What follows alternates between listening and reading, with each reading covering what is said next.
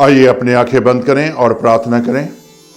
महान पिता परमेश्वर, स्वर्गीय आसमानी बाप, इस जगह पर तू उपस्थित है, तेरा धन्यवाद देता हूं। आज के खुदाबंद उपवास के वचन पर तू आशीष बरकत दे और सुनने वाले भाई बहन के जीवन बदल जाए, कौम की जिंदगी बदल जाए, यीशु के नाम से आमीन। मेरे प्यारे भाई और बहनों, उपवास के बारे में अभी हम देखेंगे। यहाँ दानियेल की पुस्तक 9 और 3 आयत में यहाँ इस तरह लिखा हुआ है, तब मैंने अपना मुख प्रभु परमेश्वर की ओर करके गिड़गिड़ा के साथ प्रार्थना करने लगा और उपवास कर टाट पहन राख में बैठकर वरदान मांगने लगा। मेरे प्यारे भाई और बहनों, यहाँ दानियेल जो है अपनी कौम के लिए, जो है अपने लोगों के लिए प्रार्थना कर रहा है। कौम जो है क्या था कि इसे पाप में जकड़े हुए था, गुनाह में जकड़ा हुआ था, और राजा ने जो है एक हुक्म निकाला था, और उस हुक्म के कारण जो है दानियेल ने जो है उपवास किया और गिड़गिड़ा के साथ प्रार्थना करने लगा। उपवास का टाट पहनकर राख में बैठकर वरदान मांगने लगा।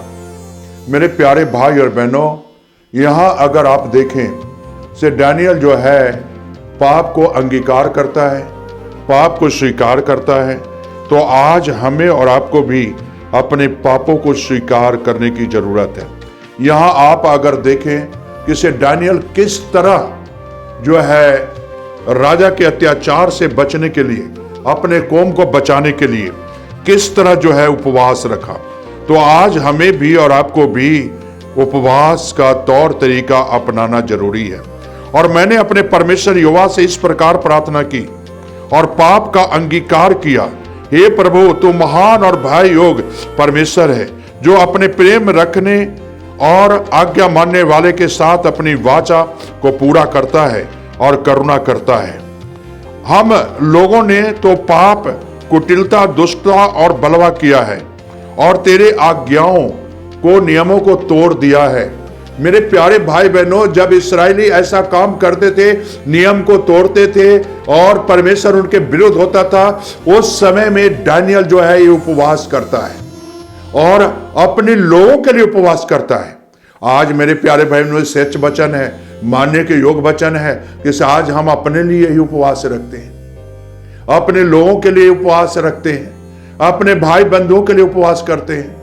लेकिन मेरे प्यारे भाई बहनों, हमें और आपको अपनी कौम के लिए उपवास करना है।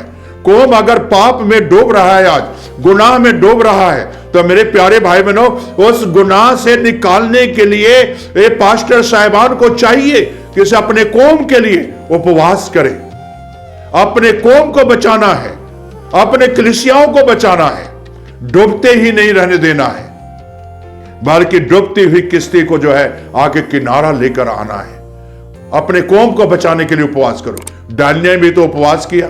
दानियेल तो देखो, और राख पर भी बैठा, टाट भी पहन लिया अपने कौम को बचाने के लिए। उनके पाप को अंगीकार कराया, स्वीकार कराया। आज हमें भी और आपको भी कलीसिया में अगर पाप है तो स्वीकार करो कलीसिया को, कि तुम पाप करते हो, कलीसिया छोड़ो और उपवास करो, तब प्रभु तुझे माफ करेगा। मेरे प्यारे भाई और बहनों, मैं इतना ही कहना चाहता हूं कि कलीसिया में भी आज पाप है, गुनाह है, तो छुड़ाने वाला कौन होगा? लीडर तो ही होगा। परमेश्वर के जो सेवक है वही तो है छुड़ाने वाला। अपने आप कोई नहीं पाप छोड़ता। जब किसी को पाप जताओगे नहीं, तब तक वो छोड़ेगा नहीं। मेरे प्यारे भाई और बहनों, कहने का मकसद यही है मेरा, पाप जताना भी जरूरी है, पाप को बताना भी जरूरी है, उजागर करना भी जरूरी है, ताकि वो छोड़े और उपवास करे। दानियेल भी देखिए उपवास किया कौम के लिए। क्या आपको फर्ज नहीं बनता है? दानियेल भी परमेश्वर का नबी था। क्या फर्ज नहीं है आपका? क्या आप बिना फर्ज के रहेंगे? एक दिन हिसाब होगा और ये फर्ज का हिसाब लेगा परमेश्वर। उस समय में क्या करोगे आप? सेवादार क्या करोगे? से तुमने कितने को पाप से छुटकारा दिलाया है, कितने को उपवास रखवाया है पाप को छोड़ने के लिए, क्या खुद ही नहीं रखे तो दूसरे को क्या रखाओगे, क्या छुड़ाओगे। बड़े बड़े महारथी आए और चले गए, लेकिन मेरे प्यारे भाई बहनों, सबकी किस्तें डूब गई, लेकिन यीशु आपकी किस्तें पार लगाना चाहता है। और दानियल यही कर रहा है इस्राएलियों को कि तुम्हारी किस्तें पार लग जाए, पाप को छोड़ो, गुनाह को छोड़ो। और वो जताता था। आज हमें भी कौम को पाप को जताएं और कहें उपवास रखो, प्रार्थना करो, अपने पाप को स्वीकार करो। स्वीकार करोगे, अंगीकार करोगे, पाप को छोड़ोगे तो आपका उपवास का फल मिल जाएगा। कहने का मकसद यही है कि इसे जो व्यवस्था है उसे मानना भी जरूरी है, जो यीशु का वचन है उसे भी मानना जरूरी है।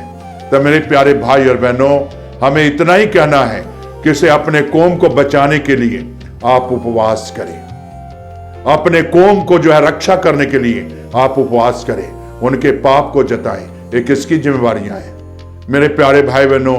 दुकानदारी करने के लिए नहीं है कौम, दुकान खोलने के लिए नहीं है कौम, सिर्फ पैसा लेना है, 10वां हिस्सा लेना है, सिर्फ इतना ही काम नहीं है, उस कौम को बचाना भी है, परमेश्वर के पास पहुंचाना भी है उस कौम को। ये आपके कंधे पर सल्तनत है। सिर्फ 10वां हिस्सा लेना जरूरी नहीं है, 10वां हिस्सा लेकर खा जाना ही जरूरी नहीं है, उसका अदा भी करना है आपको। मेरे पास्टर साहिबान सुन लो आज ये वचन, उसकी अदा भी करना पड़ेगा आपको। और जब अदा नहीं करोगे तो परमेश्वर एक दिन आपसे हिसाब लेगा। अदा करना है। और दानियल जो है यही अदा कर रहा था, कौम को जो है पाप को जताता था और कौम को बचाना चाहता था, राजा के चंगुल से बचाना चाहता था, आजाद करना चाहता था। तो आज क्या आप आजाद हैं? यीशु मसीह ने तो कुर्बानी दे दी हमारे लिए, यीशु मसीह ने पाप से तो आजाद कर दिया। आप फिर भी आज पाप के गुलाम हैं। आज वो सल्तनत जो है पाप के आपके कंधे पर है, आज वो पाप का जुआ तोड़ डालो, आजाद हो जाओ आज। और प्रभु यीशु आपको आजाद करना चाहता है।